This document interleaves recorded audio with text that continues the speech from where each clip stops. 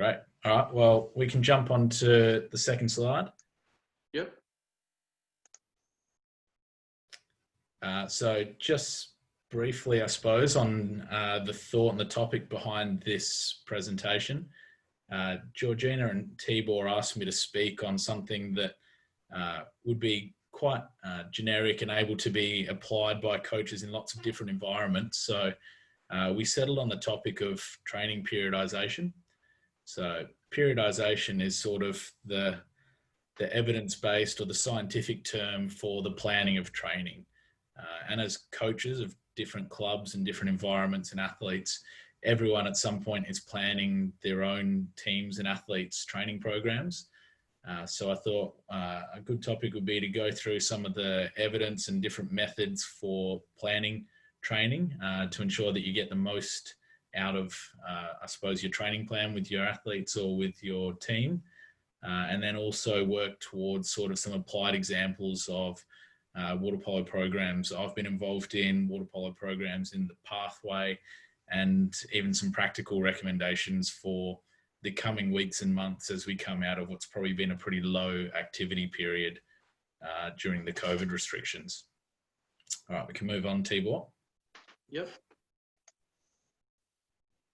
I've already spoken about myself, so we can probably skip this one as well. Right, so to start with, and sorry, as Tibor said at the beginning, if you want to ask any questions at all throughout, I'm happy for this to be as interactive as anyone wants it to be. So you can type a question in the chat box if you want, or you can unmute yourself and just butt into the presentation. I'm not offended at all. So please feel free to ask questions throughout. Right, so the first piece of background, I guess, that we need to cover off before talking about periodization is the theory that underpins it. So there's a theory called the general adaptation syndrome, and it's decades old, but it's still how training design and adaptation to training is conceived now. So that we don't have a better model than this. So basically the way that the general adaptation syndrome works is that it assumes that your body is always trying to maintain homeostasis. It's trying to maintain normality, trying to keep all its levels the same. And then when we train, so with sport, we are actually applying a stress or a shock, which is actually a negative for our ability to perform. And the best way to think of that, I suppose, is that if you've just played a game of water polo, right at the end of the game, you're going to be worse at playing water polo than at the start of the game when you were quite fresh. So in an acute sense, training or playing or competing actually has a negative impact on your ability to train and compete and perform. So that's the shock phase or the alarm phase as your body deals with this stress that you've just applied to it.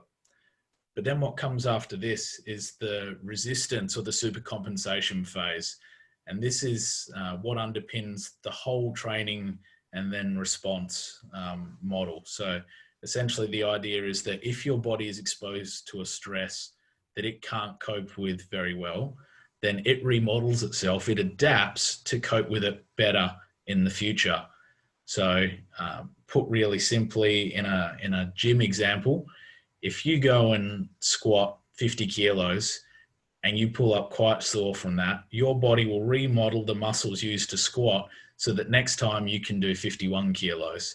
And in this sense, as you apply shock to the training system, you then adapt and become better in the medium term. And then that phase 4 is called decompensation. So you can get there from overtraining in an acute sense where you overreach, or from not training enough and you start detraining. So if we look at the black and white graph in the top right, you can see that with supercompensation, we should see this little rebound above the original baseline. And then the black and white graph below it is sort of a picture of how we try to design our training programs. So if you imagine that every time we train, we get a little bit better. If you stack a whole bunch of those curves on top of each other, then over time, we're gradually getting better and better and better and better, as long as we program enough of a stress or enough of a shock that you actually enter that alarm phase, and then enough recovery after that training stress so that you enter that supercompensation phase, and then you hit yourself with the next dose of training. So if you can get that part of planning and training correct, then in theory, we keep adapting over time. All right, next slide. Thanks, Tibor. So now that we've covered the general adaptation syndrome, which I suppose underpins all periodization research, I just thought I'd start with a wiki definition for periodization, because it's such a broad term that it can be thought of to cover lots of things. But this is put reasonably well, that periodization is the systematic planning of athletic or physical training. The aim is to reach the best possible performance in the most important competition of the year. It involves progressive cycling of various aspects of a training program during a specific period. So I think the important part of that is the bit about peaking for important competition. So we've already covered off that training in an acute sense can actually have a short-term negative impact, but ultimately, if planned correctly, will keep having a positive impact until a point where you can have a decompensation phase and overtrain and burn out a little bit. So our goal is to do just the right amount of training in preparation for the most important event of the year without underdoing it so that we're not fit enough, and without overdoing it so we're injured or overtrained when we arrive at that important competition. So that's sort of the background theme that we'll take through this. All right, next slide. Thanks, Tibor.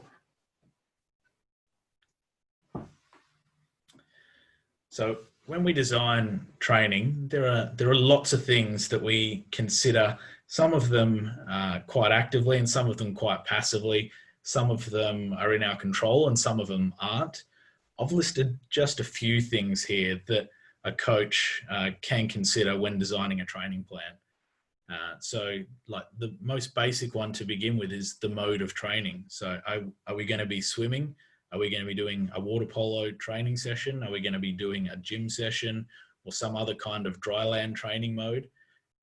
That's your absolute first decision when it comes to designing a training plan. How are we going to train? What are we going to do? And then after that, within that mode of training, we have to select our exercises or drills. So is it going to be a shooting drill? Is it going to be a passing drill? Are we going to squat? Are we going to bench press? Are we doing high intensity intervals or long, slow swimming? So all of those things are selected before we even get into the training variables that we probably spend a bit more time thinking about. Next is frequency of training. So sometimes this will be dictated by the availability that we have as coaches to train our athletes. So depending on what age and how many sports your athletes are involved with, this might be out of your control, or at the highest level in a high performance program, you might have virtually unlimited access to your athletes and you have to spend a fair bit of time considering what's the right amount of times to train in a week so that we're getting fitter and getting better, but not risking overtraining. And then we get to sort of the variables that are all within a session. So we can choose the order of exercises that we do. Are we going to start with heavy lifts or light lifts in the gym? Are we going to start with skill drills or match play drills or extra man drills in a water polo session? We can design and plan our work to rest ratio. Are we going to go for 3 minutes and give the athletes a rest for 1 minute, so a 3-to-1 ratio? Or is this going to be a 15-minute drill, almost like a water polo quarter, and then we're going to rest for 5 minutes at the end of that, or 1 minute? So that's something that we can manipulate within the session. And then I suppose the big two that a sports scientist is always considering are volume and intensity. There are many others, but the reason that volume and intensity are important is that they play such an important role in your adaptation. So volume basically relates to how much total training am I doing? So if we're doing a passing drill, are we going to do 50 passes or 100 or 500? And then the intensity is how hard or with how much quality we're doing it. So in a swim set, are we coming in on PB pace, or are we coming in at PB plus 30 pace? And actually it's quite an easy swim. And volume and intensity, they're quite related to each other. So the more intense you want to train, by necessity, the less volume you're able to do. And because of that, those two key variables, they play an important role in your periodization plan. So I've included on the right there a little graphic of what volume and intensity might look like through a team sport planning phase. And then you've also got this green line at the bottom, which is your sport form or your fitness, or however you want to look at that. So if you consider this from a water polo's perspective, imagine that the start of general preparation is your first day of pre-season. So you haven't seen your athletes for a couple of months. They show up on day one and you've got a whole pre-season ahead of you before your first game. So typically, most training plans and periodized plans will start with higher volume and lower intensity as the training goal. So we're not going to jump in the pool and do a max shooting set or a max swimming set on the very first session. Usually you'll start gently and try and build up how much you can do in those first weeks and months. And then once you've been exposed to enough volume to be able to handle the demands of a full training program, you start to increase the intensity. So you want to be doing things at match intensity or at even greater than match intensity to try and improve. And because of the relationship between volume and intensity, this means the volume of your drills and sessions needs to start coming down to compensate for this increase in intensity. And then the idea is that as intensity increases and your training becomes more match specific, that your form or your fitness starts to trend in the right direction. And the goal would be that you're peaking in your competition as you're playing your grand final. So you can see in this graphic that competition form at the start is a lot higher than on day one of preseason, but it continues to improve over the season with a goal to have your absolute best performance on the day that it matters most. So for a senior high performance water polo player, that doesn't even have to be 1 year. That can be 4 years. Everyone wants to play their best game of all time in an Olympic gold medal match. But within a domestic season, that can just be the Premier League grand final for your age group. But ultimately, we don't want to peak too early and have our athletes burning out before we reach those really important competitions. All right, moving on. So when talking about periodization, there are a few common terms that you'll hear a lot and that I'll talk about today. So I'm just going to cover off a few of them so that we're all on the same page. If I'm talking about a macro cycle, that's an annual plan.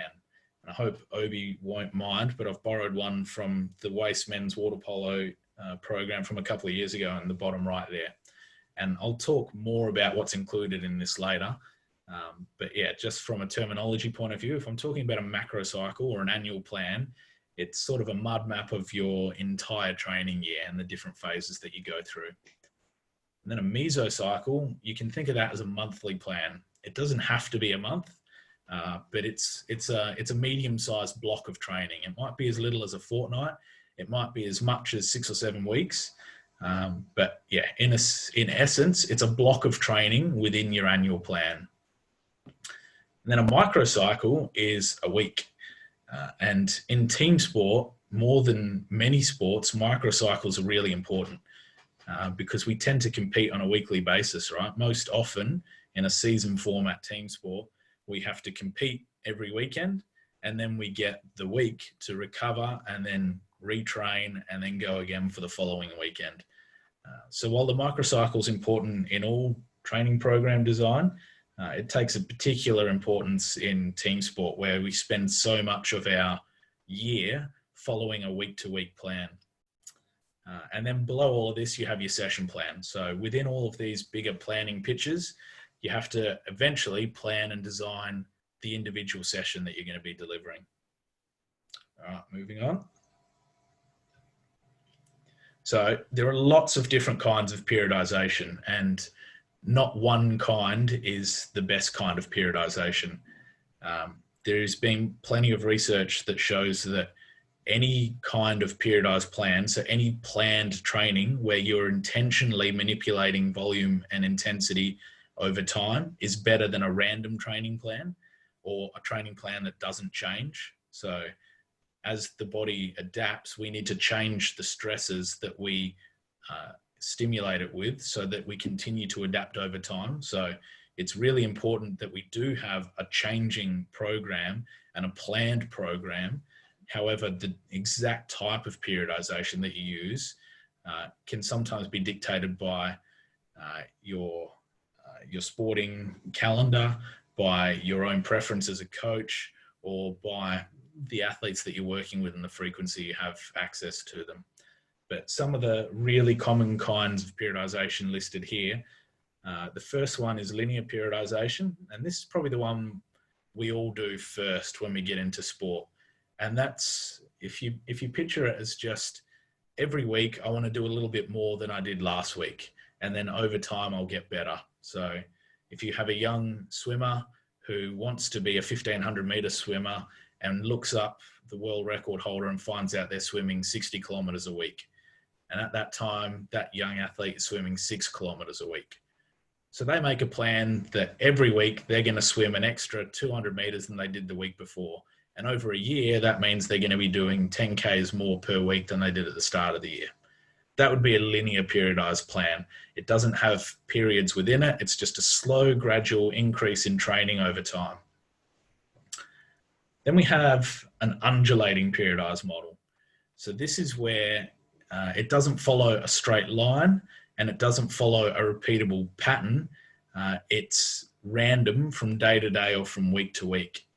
And this might not sound on paper as the best plan, but it's actually the one that probably team sport follows most often, because the things that dictate when and how we train are often out of our control. So if we have a season format coming up that's going to last for 20 weeks, then we know that for those 20 weeks, we have to play every weekend, recover afterwards, and then gradually build training through the week to prepare for the next week.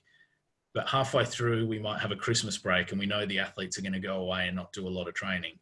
And at the end of the season, there might be a training camp or a tournament that we're preparing athletes for, and we know that it's going to be 2 hard weeks of training, so we have to do more in preparation for that. So those sort of week-to-week and day-to-day changes that occur within a calendar, that's called an undulating model, and that's really common within team sport. And it's probably the best way to deal with a calendar that's jam-packed full of things that are non-negotiable and not movable.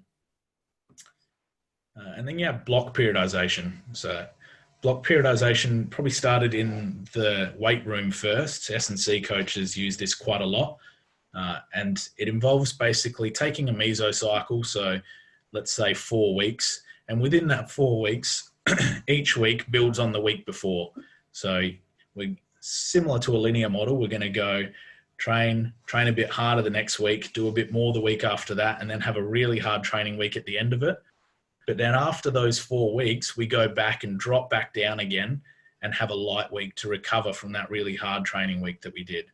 But it might be 5% more than your last light week. So the blocks are building on each other, but after the hard phase of each block, we get a recovery week. So instead of building week on week, we're building block on block. And that's a really common and popular periodization model within strength and conditioning. And it's quite suitable for sports that don't have to compete very often. So if you consider some of the individual sports like marathon or rowing, they might only have 1 or 2 really important regattas or races in a year. So they can actually break their training calendar into 10 4-week blocks, rather than team sport like water polo, where we often have to think of a training block as just 1 week as we prepare for next weekend's game. All right, moving on. All right, so the next few slides, I'm going to go through the considerations that we have to go through as coaches and scientists when designing a training plan. So I'm sitting down as a coach with a blank piece of paper, and I want to design my training plan for my athletes or my team for the upcoming year. But the first thing that you have to consider before we can even get there is the athletes within the plan. So an often forgotten or underappreciated fact is that stress is stress, and an athlete doesn't care whether the stress is coming from a period of hard training or if it's a period of hard schoolwork and exams coming up, or if they've had to do a lot of travel through school or university. If they've got a stressful period going on in their life, they're just going to experience that as stress. So, and we know that an anxious or stressed or tired or sleep deprived athlete is not going to perform well. If an athlete rocks up to a match and they're super anxious, super tired, super stressed out, and none of that was the fault of the coach, it's just what's going on in their life at the moment, they're probably still not going to play a good game. And they may be more likely to get injured, less likely to enjoy actually playing sport as well. So one of the first things that we have to do when designing a periodized plan is consider the athletes, what's going on in their lives, what are the important or stressful periods within a year that might be common to the group or to an individual that I need to plan around. For example, if you're coaching 18-year-olds, we know that ATAR exams and year 12 exams are probably going to be quite a stressful period. And to try and plan a really high impact, high volume, high intensity training program through that exam period isn't going to have the desired outcome. Similarly, just after Christmas, most of us will be dealing with athletes who are coming back from a family getaway or a few days of not training. It might not be stress from the perspective that they're overloaded or anxious, but sport is going to be stressful when they're coming back having not trained for the last week or 10 days. So those are the kinds of things that we have to plan in advance and try and work out, is there obvious times within the calendar where we need to be planning light training periods where other external stresses are going to be placed on our athlete groups or even individuals who might get different plans within the group plan. All right, moving on. And then secondly, and we've spoken a little bit about it, before getting into planning your own plan, how you would like it, you need to consider the other things that are out of your control. So for instance, I've put in a screen grab there of the a couple of rounds of the Water Polo WA Premier League from last year. These get designed without the coaches getting a say in when your team is going to get fixtured, where it's going to get fixtured. It's often the same with training space and pool space that we have to take what's available. We might not get our first preference in training day or training location. So before we start planning our sessions, we need to work out what are our limitations. So what's the competition structure? What's our training availability? Then within what we then have as a framework for training, we can then get to the next level of planning. But it's important to consider the athletes and the constraints of the restrictions of the sport before we get to that level. All right, moving on.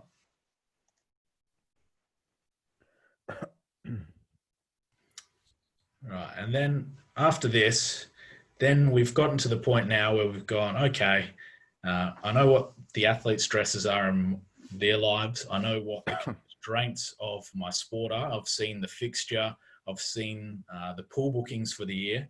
So now I need to understand what I need to be trying to achieve with training. So some of us will have an idea if we've worked with a group for a long time.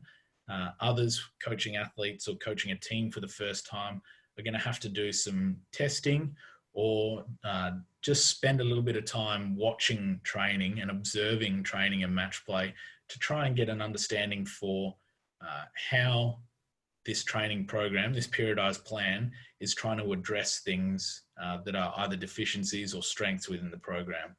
So for instance, do I have a group that requires a lot of technical skill development?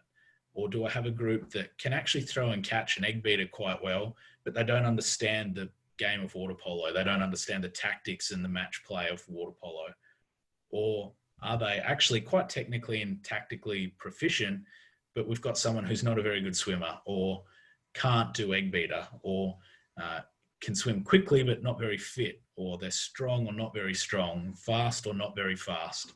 So somewhere between organised testing and just trusting your eye as a coach and understanding of the sport, you start to develop this picture of the strengths and weaknesses of your group and the athletes within the group. I've given an example here on the right of some of the testing we've done with a WAIS wheelchair basketballer, where we've just profiled them against the national squad, so that we understand where they sit in their position for a few different elements. Are they stronger or weaker than their national average? Are they faster or slower? Are they fitter or less fit? And that helps us identify areas that we need to target with our training plan. So you can do this through testing or through observing, but you need to have an understanding before you start planning the periodized plan of what it is you actually want to achieve. Yep, moving on. All right, so like I said, we've now worked out when we're able to train, when our athletes are able to train, and what our priorities in training are. So now we'll talk a little bit about how to design a training program. So moving on. So this is that annual plan that I spoke about earlier, or the macro cycle plan. So basically, this is a mud map. And what that means is that nowhere in here is it going to tell you what you're doing on any given training session. And in fact, most of the columns in this plan represent entire weeks, not days. So we're not talking about when we're going to do a hard training session and when we're going to do a light training session within this annual plan. What we're looking at is different phases of the year. So when does the club competition fall? So does it cover 4 months or 5 months? Does it go over Christmas or not? When is the training camp that we're going to have at the start of pre-season? We can put that in there. When is the domestic competition going to clash with the National League, and therefore we're going to not have access to certain athletes? You can put in there which weeks ideally you'd like to test your athletes, when the Year 12 ATAR exams are, or when an athlete has told you that they're going away on a school camp. So this mud map is about getting milestones on paper, and then also starting to map out where your priorities are going to lie for the year. So maybe October, we're going to have a fitness focus and a swimming focus. And then in November, we're going to have more of a speed and skill acquisition focus. And in December, we really want to work on our match play tactics. So we're going to do a lot of extra man and a lot of match simulation drills. So you can start to put in there different phases of the year where you want to have different focuses. And that doesn't mean that within those periods, you can't cover other things. So just because September is going to be our swimming focus month doesn't mean you can't have a session in there that has a technical focus. But we just know that when we're designing our plan for September, that our overarching theme is that we want to try and improve swimming and fitness in that month. So this mud map it's something to refer back to when you're designing smaller plans later, as to remind yourself how your annual plan looks and where your different focuses are for different parts of the year. All right, moving on. So this is a macro cycle now, so a monthly plan. And within here, we can now for the first time start to see individual days instead of just weeks. So we can now start to plan what a rough weekly structure looks like. We can start to mark in the diary days where we're competing so that we can see our competition structure. Do we have a 6-day preparation this week and an 8-day preparation next week? Is there a public holiday that we need to be aware of, or a pool booking clash coming up in 2 weeks? So we have within this just a bit of a picture of the plan that's coming up. And it's also really important when we're looking at this macro cycle. Sorry, I've mislabeled that. That's a mesocycle. Understand what phase we're in. So what should the focus of training be here? So if it helps you in your own planning, when you're looking at your mesocycle plans, you can write in there that, September mesocycle focus is swimming and fitness. October mesocycle focus is introduction to skills and passing and match play. So those are the sort of things that you're reminding yourself of within this mesocycle. but it still doesn't have session level detail. We're still not actually planning out session by session what we're going to be doing. All right, moving on. And then this is a microcycle. So this is a week. So within that monthly plan, that mesocycle plan from the last slide, we now have a look at a training week. And I've borrowed this one from Georgina. What this one does is start to consider the layout of a week, and it doesn't have to just include the things that you're involved in. So this microcycle might have all of the training that our athletes are doing in all different locations on it, so that we can see what their demands are for the week.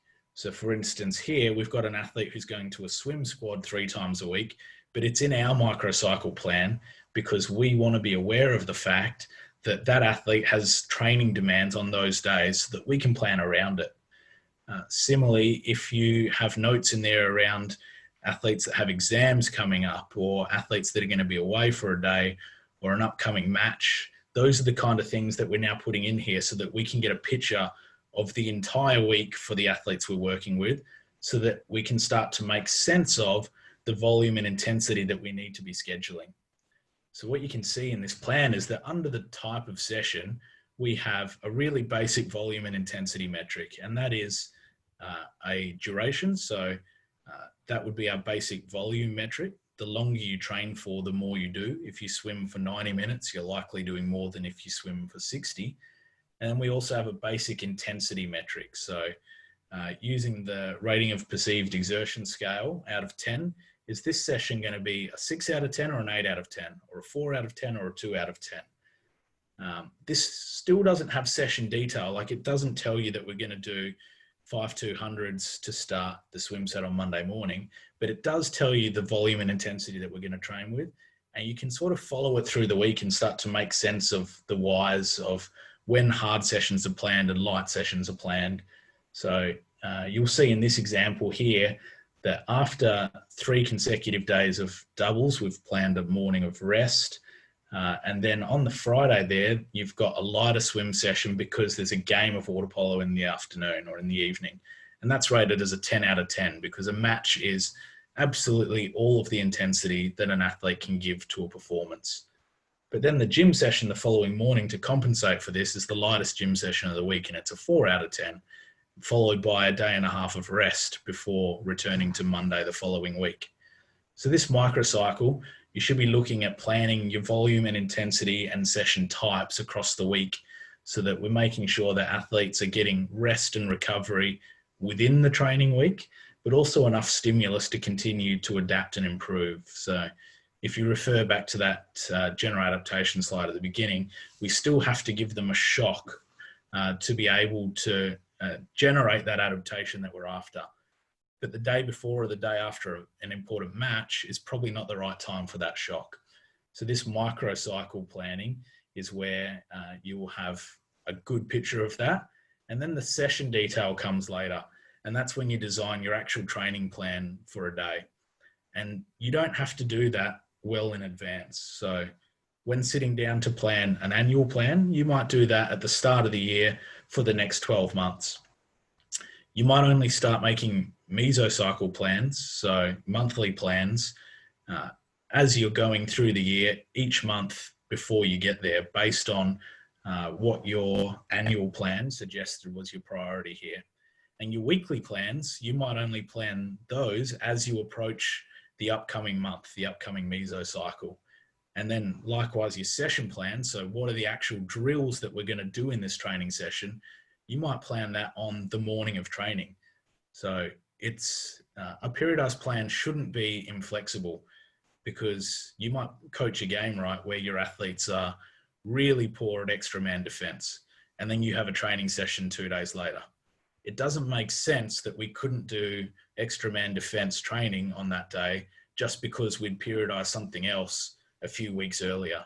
So the actual session level detail doesn't have to be planned far in advance.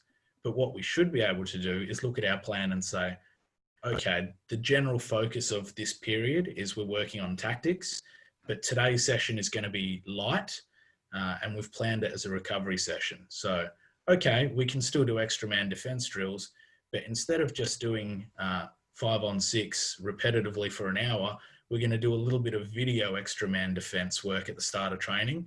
And then we're going to hop in and have long breaks in between drills. So that way we're still working on that identified weakness from the weekend's game, but we're still staying true to our periodized plan of actually, we need to have a little bit of recovery and a lighter session for this first training in the week. All right, moving on. So yeah, I'll just talk through what I suppose a typical annual plan for a season format team sport might look like, particularly one with camps and tournaments in it, such as water polo does. You know, some professional sports are not going to have camps and tournaments throughout a season format, but a lot of the Olympic sports do, and certainly water polo within Australia has camps and tournaments. The higher you get up the performance pathway tree. So from the beginning, at the start of pre-season, usually, you need to start relatively slowly if you don't know the training that your athletes have been doing in the off-season. But pre-season will often begin with some sort of physical testing and a couple of training sessions to see where your athletes are at. So that's that slide I was talking about earlier, where we're trying to identify weaknesses or areas that we can improve, or areas that aren't weaknesses, but we want to turn into match-winning strengths. So we're trying to find out what we want the focus of training to be, and we do that pretty early in a pre-season. And then after this, pre-season will usually have a physical preparation focus early on. So we're the furthest away from playing important games at the start of pre-season, so it's the best time to have a lower water polo focus and a higher physical preparation focus. And certainly this does not mean that you can't do water polo training early in pre-season. You absolutely can, but you might have training sessions that involve 20 minutes of swimming at the start or end, or some dry land work or some gym work at the start or end of training, just to slightly increase the focus of that component during this period where you're not playing games for a while and you can afford to spend a bit more time on physical preparation. So typically the focus in early preseason will be on physical preparation. And that's the same whether you've got athletes reporting to training twice a week, 5 times a week, or 12 times a week in a high performance program. It doesn't matter how much time you have with a group, you still have all of that time to split up on whatever aspects of the training program that you think are important. So if you only have 2 90-minute sessions a week and you think swimming is a weakness in the group, you might dedicate half your training time early in pre-season to swimming, knowing that when the season rolls around, you're going to be dedicating most of that time to technical and tactical water polo elements. And then as we move through pre-season and approach the season format, what we'll see is a gradual shift away from a high volume to a higher intensity training program.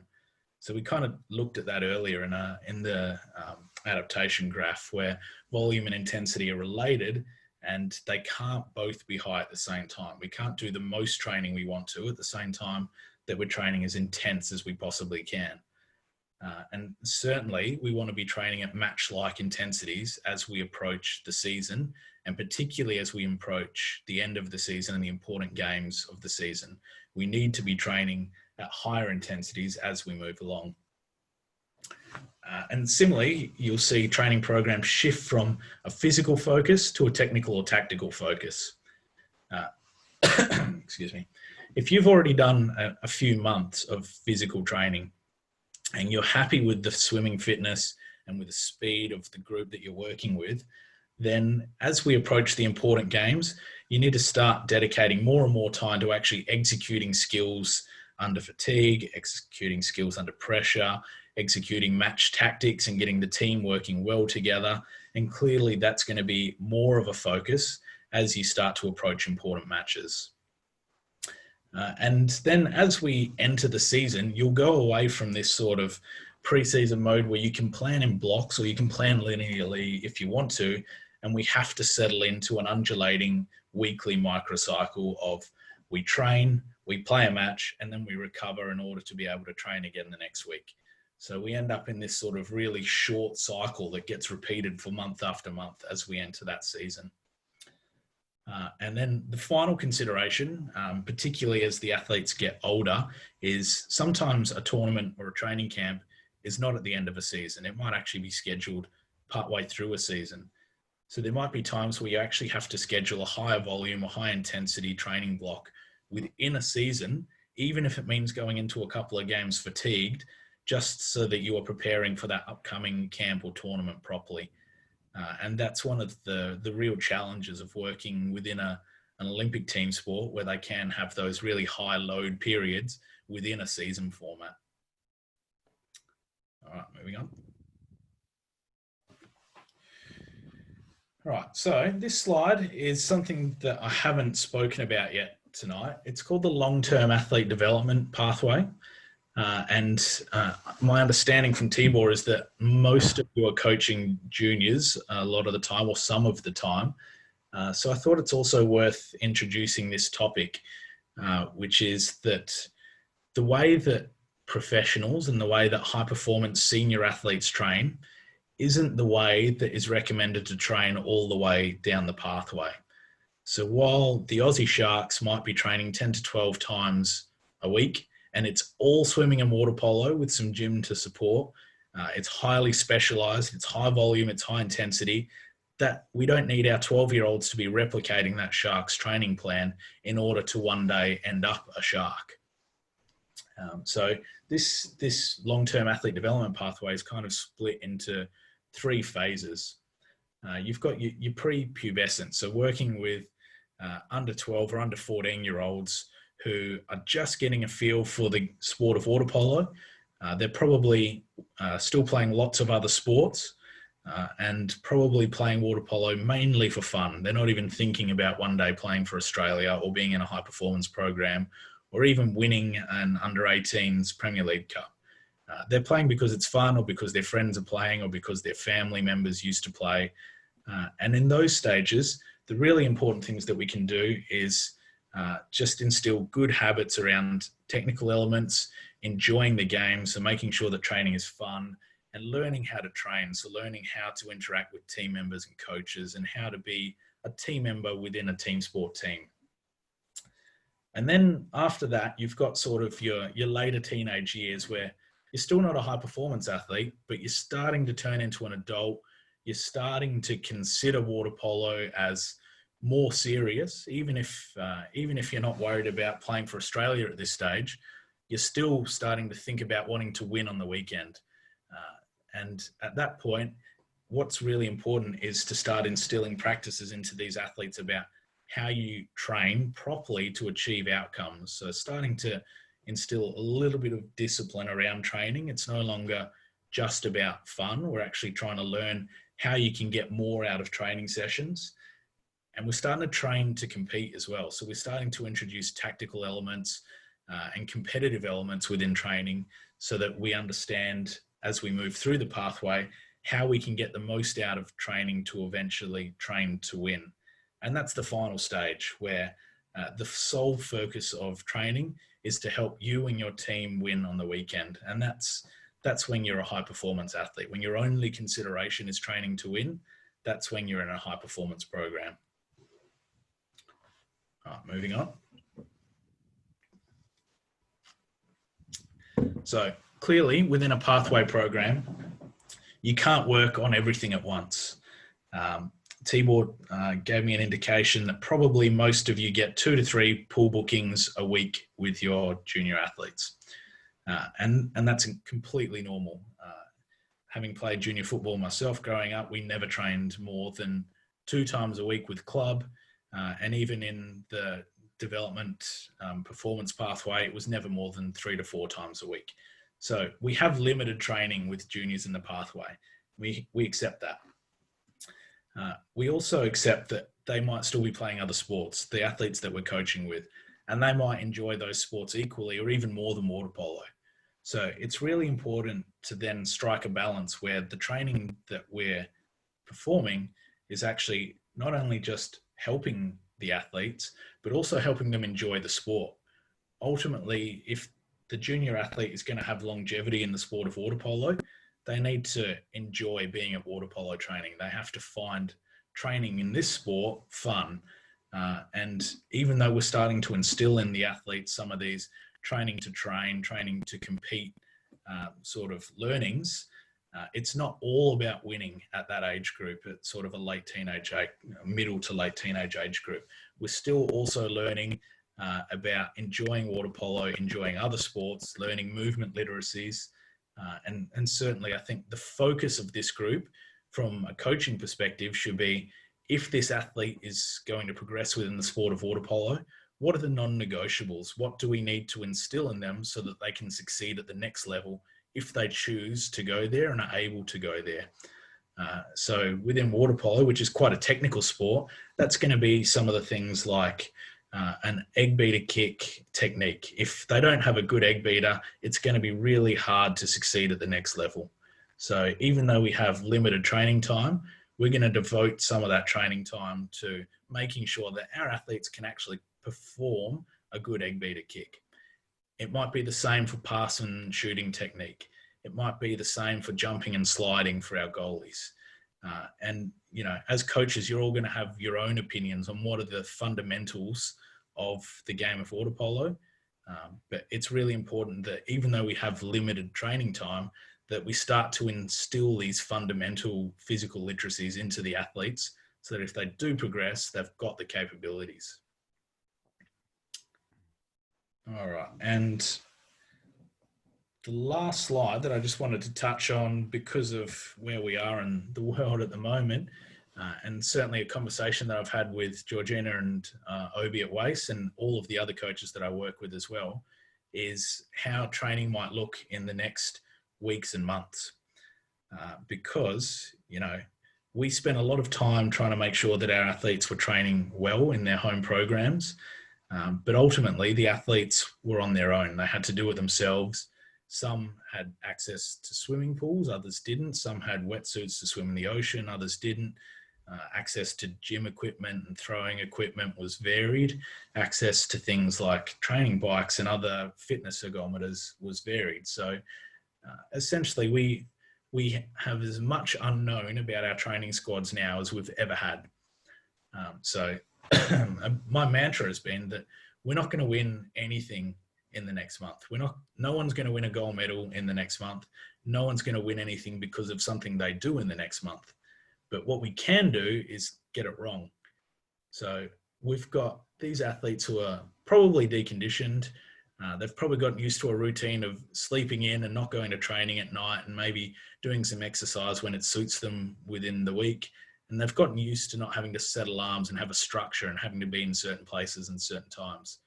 So what this means is that we're at high risk right now of not only injury because they haven't been training, but also demotivation and burnout because, you know, the demands of sport at any level, they can certainly pile up, and athletes can certainly feel at times that, you know, sport was more fun when I was young and I just trained once or twice a week and it was fun.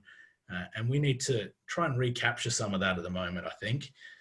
In the next few weeks, we're at as much of a risk as we probably ever will be in a periodized plan of injuring or demotivating our athletes if we try to do too much too soon.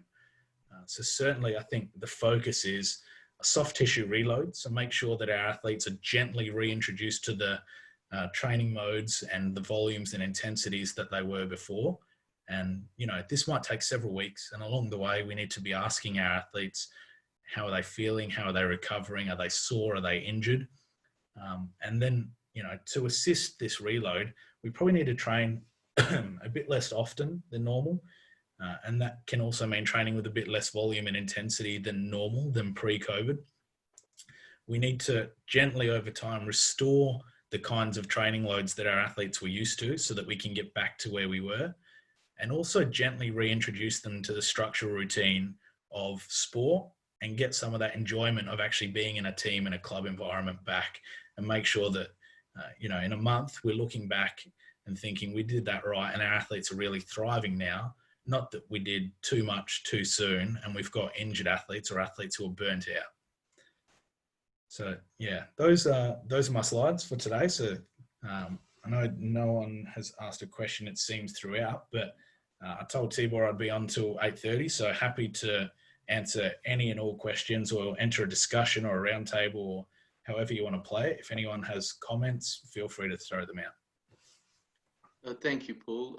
I think one of the reasons why people didn't ask questions, they were really enjoying your presentation, and it was very deep and detailed on many levels and layers. So it was very enjoyable, and thank you very much. I think hopefully by now there are some questions throughout the slides that may have come up for some of the coaches. I'd like to ask first the coaches panel if there are any questions. Paul, thanks for your explanation, your slide. You have been very clear. My question is, how, here we are talking about a high performance program, so it's a WAIS program, but how you would try to set an annual plan if you do not really know or understand exactly all the activities outside the water polo system. I'm talking about winter sport or other hypothetically summer sports, and especially if you are not in touch with the other clubs or sport entity. That's a problem that I find realistically very strong in between under 14 and under 18s. And another question linked with this is, you say that basically the frequency must be gradual and light until the 16 years old, 14, 16 years old. But how much would make a plan stronger if you try to make grow the volume also of trainings? And I'm talking about try to involve a bit more with also light intensity, especially the age between under 14 and 16. Sorry if I've been not very clear, but basically that's my point. So Yeah. how, first question, how you would plan if you don't know exactly what the other all the kids plus or juniors are doing outside of water polo? Sure. Thanks for the question. I think it's a problem not just unique to juniors. In fact, like when we get athletes coming to us at the age of 18, we don't know what demands they have on them outside of the sport. And certainly I can appreciate that school age kids are probably playing multiple sports, winter sports, summer sports. They're involved in school teams as well as club teams, as well as maybe representative teams. So I think if I was working at that level, probably the first thing that I'd do is just try and ask all of my athletes and get around and try and get a picture of what the things are that make up their training programs or their lives. So it doesn't necessarily have to be a structured survey, but it might just be trying to get around to each of the athletes in your team at some point in the first 2 or 3 weeks of the season and trying to understand what are the things that they're involved in so that you know, okay, my centre back, she only plays water polo. She loves water polo, but she's in 3 different teams. She's in a club team, she trains with her school, and she's also got a representative team. Whereas my right driver, they're actually involved in lots of other sports. And the water polo that she does with me, that's the only water polo that she does. It's twice a week, but she trains another 5 times a week with netball and soccer because she has lots of loves. And you know, if we don't ask our athletes this, we'll never know.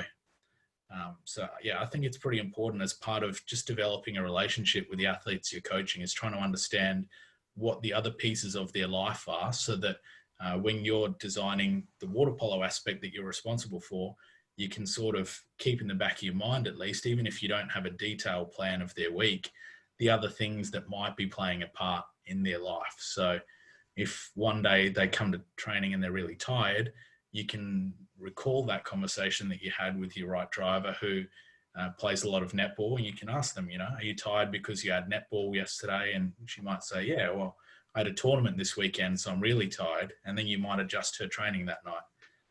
So yeah, I think simply speaking to your athletes and getting an understanding from each of them is a really good starting point. And then to your second question, I think you've kind of identified a pretty key age group. You've said 14 to 16, and I think the way that you deal with a 13, 14-year-old is quite different to how you deal with a 16, 17-year-old. And that transition through training to train and training to compete is probably happening in that age group. So when you get a 13 or 14-year-old for the first time, the focus of the program might still be fun, and you might be encouraging them to be involved in other sports. But gradually over the next 2 or 3 seasons, you're increasing the volume, intensity and frequency of water polo training to try and specialize them and instill those training to train and training to compete habits. So by the time you've got a 16, 17-year-old, they should be starting to approach readiness to step into a high performance program if water polo is their chosen pathway. So I know you might work with athletes across that whole range, and I think that's a really important age group to be transitioning them from what is a junior sporting design or periodized plan towards something that's starting to approach a more senior training plan. That's great, thank you. Raul, you happy with your answer? Any questions on I that, could Raul? ask for hours about it, because I think that the approach to the sport culture is very different here, instead of, I don't know, comparing with Europe, where, for example, that's a point, and that's basically the reason why I asked this. It's also growing and have the idea of the multi-sport till the 16 years old.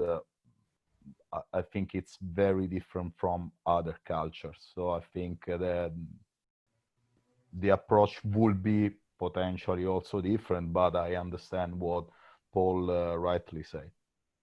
Yeah, I think it's a fair point. A lot of different cultures and a lot of different sports probably do specialize earlier.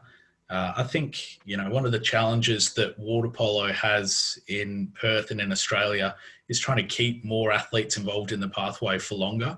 And if they can play water polo along with another sport that they love for an extra year or two before they make the decision to specialize in water polo, maybe that actually helps us hang on to some more high performance water polo athletes through the pathway.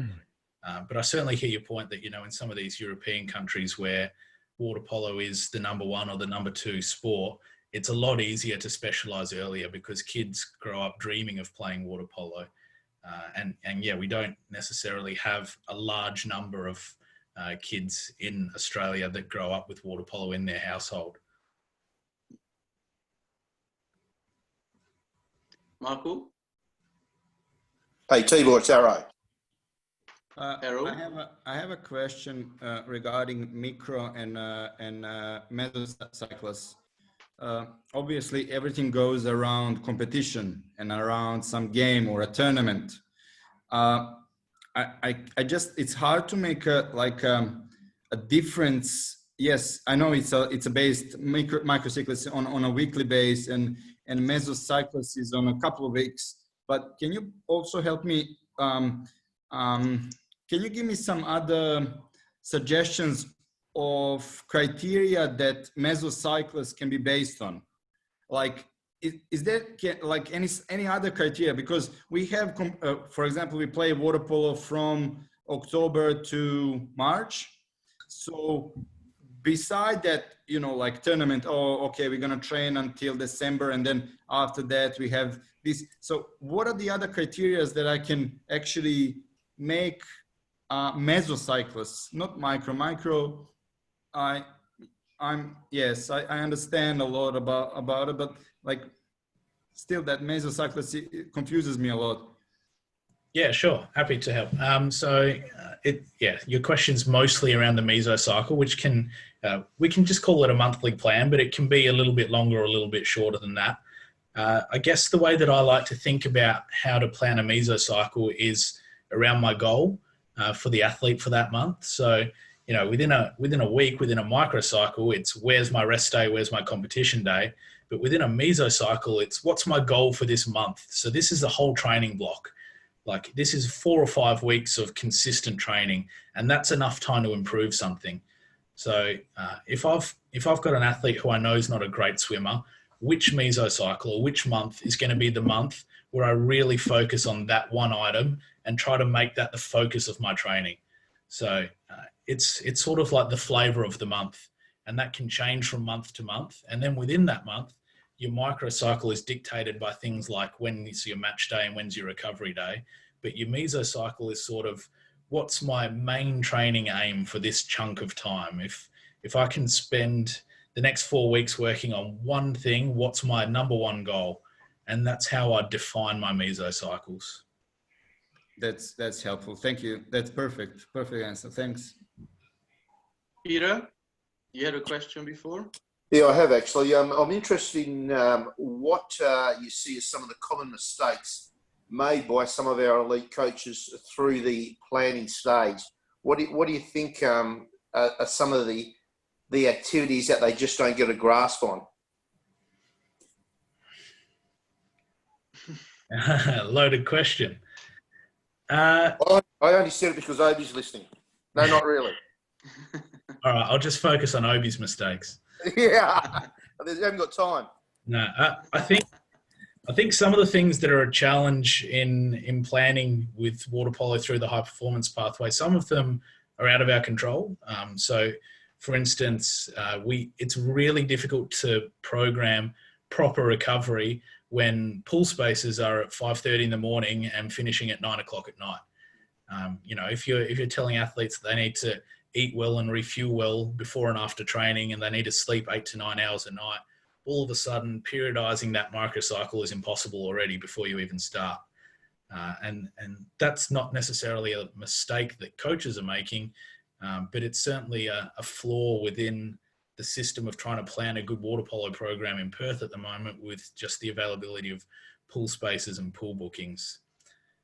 And then, you know, if there was going to be other common issues that we run into, it is multi-sport later in the athlete pathway. You know, by the time that we're trying to specialize water polo athletes, if they're still doing land-based sports, but 90% of their training's in the water, then their risk of injury in participating in those land-based sports compared to athletes who are properly training and preparing for land-based sport is huge. And the incidence of injury that we see in water polo athletes who are doing different activities other than water polo, participating in land-based sport, I think are reasonably high, and something that, you know, if we were more confident in keeping our water polo athletes specialised, that maybe we could be harder on that as a group. But again, I certainly see the challenge of trying to keep people engaged in a country that has loves for cricket and football and rugby. So yeah, if two things pop to my head straight off the top, that's probably two of the first that I can think of. Nice, thanks, mate. Thanks, Peter. Claudio, you had a question to ask. Hi, Paul. Just focus about the planning on the season, and then you talking about be focused on some competition. I'm coaching the under 18s. I also coach the young teams on my background. So we have the main competition in January, between 10 and 23 of January. And the competition is running like under 18s, under 14s. We play like for 1 week, 2 games a day for pretty much 7 days. Okay. And we are training for all season 2 or 3 times a week, maybe sometimes 4. And we have the Christmas break in the middle of the Christmas break because we play the main competition in January. If you was a coach, how do you schedule the season to be ready to play for the nationals as better as possible? Yeah, that's a really nice challenge. Obviously difficult. So basically, you know, we're talking about preparing for a tournament that is every day for 2 weeks. So we're talking about 10 to 14 exposures to water polo. We're talking about a tournament that starts only a week after the Christmas New Year period. So it's a huge challenge. And particularly if you can only train 3 or 4 times a week in the lead up to that. So probably the way I'd approach it if I was working with that team is, you know, a couple of months out, I'd sit down and explain to the athletes the demand that's coming up for them if they want to participate in this tournament. And there's probably 2 aspects to that. You know, there's, do you want to perform well? And then do you also want to try and get through without getting injured? So if the answer to either of those is yes, then it might be an explanation to that athlete that even though you're only training with me 3 times a week, we need to agree on some swimming or some throwing that you're going to do on other days in the week. And it maybe doesn't have to be structured or formalized.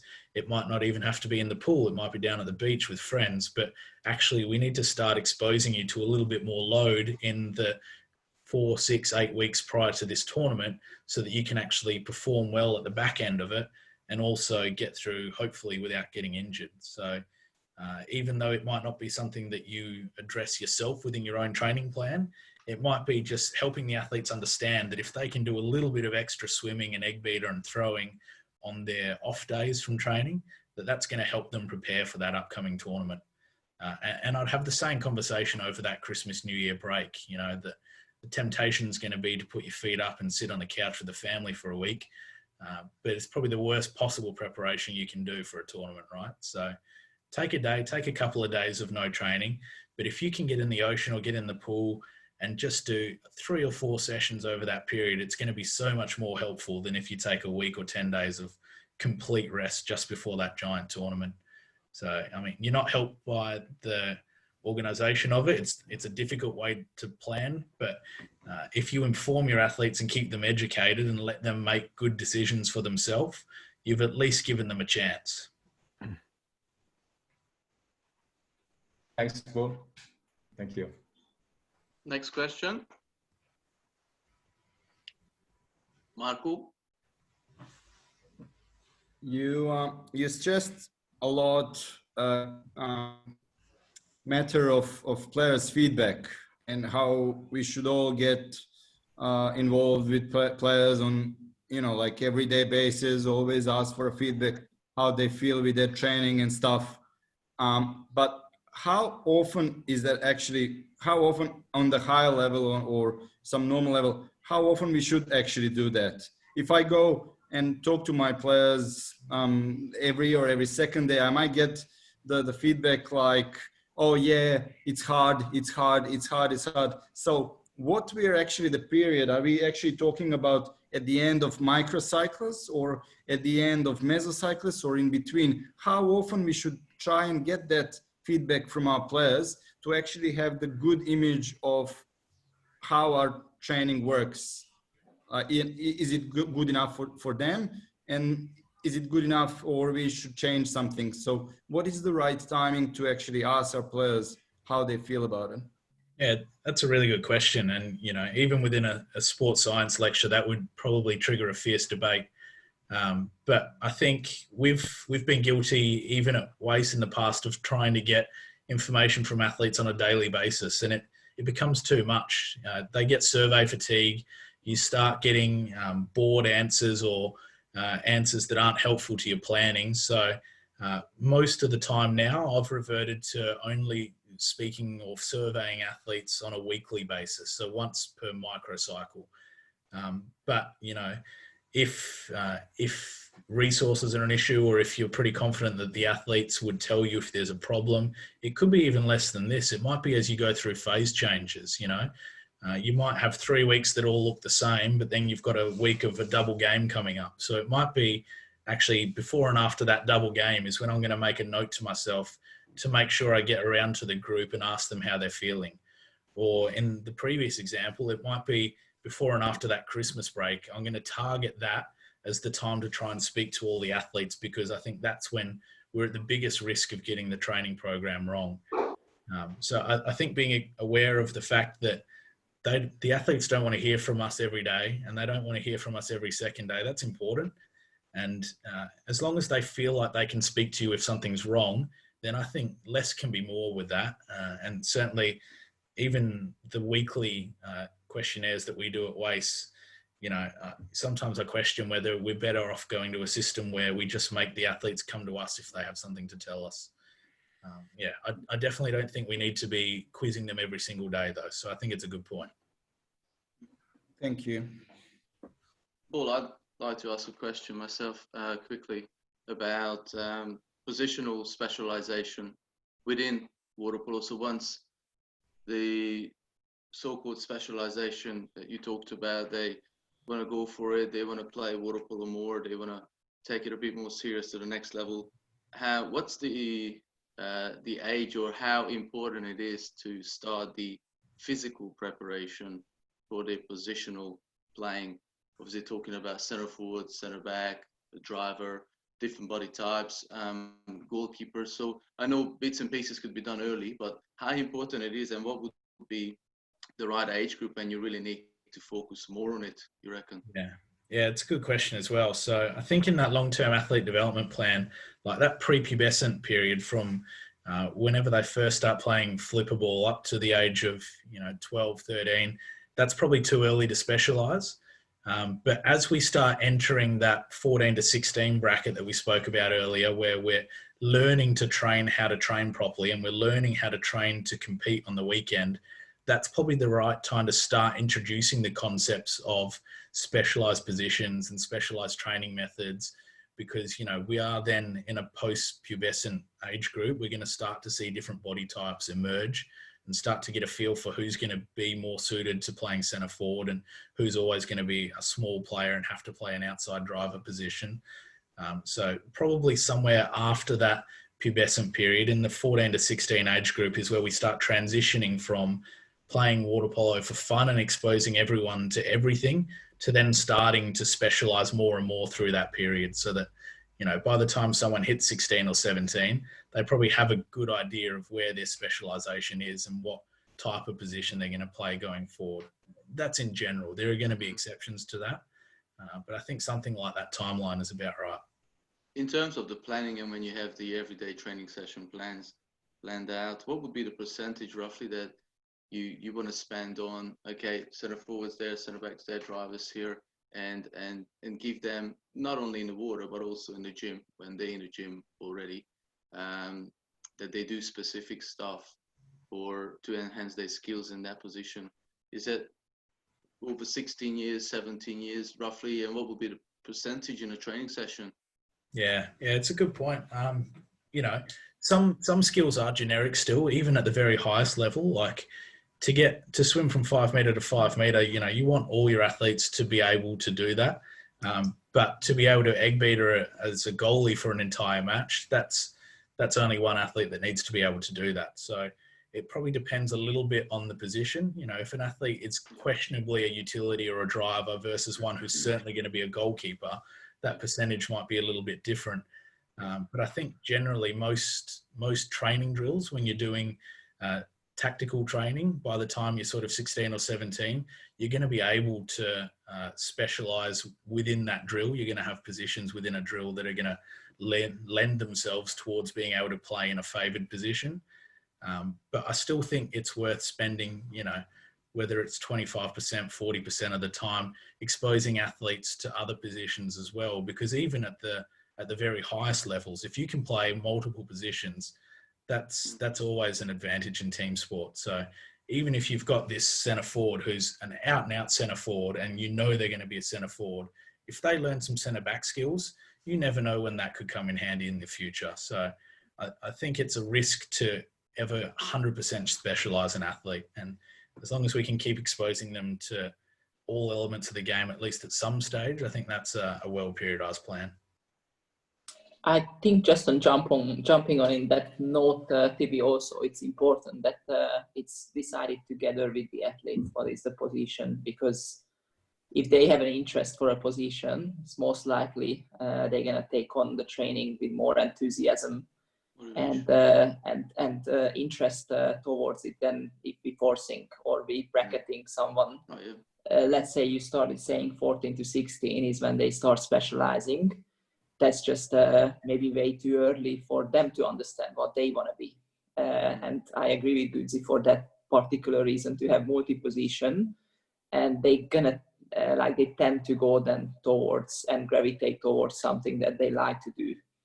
That's all. Yeah, I think that's a good point, Regina. Yeah, the athlete certainly needs to be involved in that discussion. Yeah, that's great. Thanks to both of you. Any more questions? Well, if nobody else is asking questions, we just over time. So thank you very much, Paul.